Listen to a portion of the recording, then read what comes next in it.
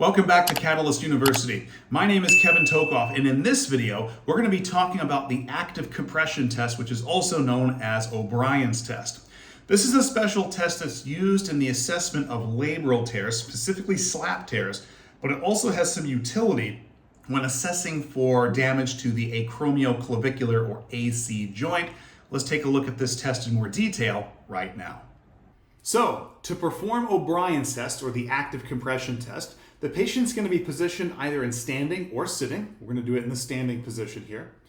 The patient is then instructed to elevate their shoulder to approximately 90 degrees of flexion and 30 degrees of horizontal adduction. That is a deduction, not a abduction. So recall that flexion is going to be directly in front of you.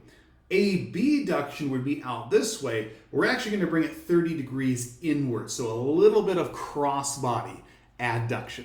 Okay, so let's take a look at that right here. Now, the initial control position, so to speak, is going to be with the palm face up like this. So 90 degrees of flexion, 30 degrees of horizontal adduction, and the palm facing up. From here, the PT is going to apply manual resistance against this test position, and the patient will attempt to hold it. Okay, that is the control position. Okay. The test is going to be repeated now with the patient's upper extremity or shoulder in the empty can position. So remember, if you're holding a can of soda like this and you want to empty it, you basically turn it such that the thumb faces down. That's the empty can position. So test is repeated in that position. So she rotates thumb facing down. This is actually a position of near maximal internal rotation of the shoulder and also radial ulnar pronation. Again, PT applies manual resistance and the patient resists that. Okay? And a positive active compression test is indicated when the pain in the test position, or the empty can position as shown right here, is greater than the pain in the control position, which is the palms up position. So if she has more pain in this position than this position, that is a positive test, and it may indicate a slap tear. Okay? If she had more pain in the palms up position, that might indicate something else, and that warrants further investigation. Now, one key thing with all of these special tests that might indicate a labral tear is the location of the pain. Presumably, somebody with a rotator cuff tear could also have pain in either of these positions, and maybe somebody with a simple rotator cuff tear has more pain in the empty can position.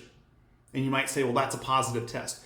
So on these tests, it's very important to ask the patient where they feel the pain. If they're feeling some pain right around the insertion of the supraspinatus and it feels a little more superficial, well, that's probably more of a rotator cuff issue than a labral issue, particularly a slap tear. Okay? So when somebody has a labral tear, oftentimes they're going to report that the pain feels kind of deep in the glenohumeral joint and it feels a little more diffuse. It's not like a sharp, or I should say it's not a localized pain in a particular spot. It's usually deep in the shoulder joint and it feels a little diffuse in there, maybe a little bit difficult to localize exactly. When you have somebody describing pain like that, that's more indicative of the labrum. And so, in short, if the patient has more pain in the empty can position than the palms up position, and they have a description of their pain that's consistent with a labral tear, you can be more confident that you're dealing with somebody who has a slap tear. Another great reason to ask about the patient's pain location is that O'Brien's test can also be positive with AC joint pathology, particularly if somebody has an AC joint rupture. Now, generally speaking, with AC joint pathologies, the pain is very well localized to the AC joint.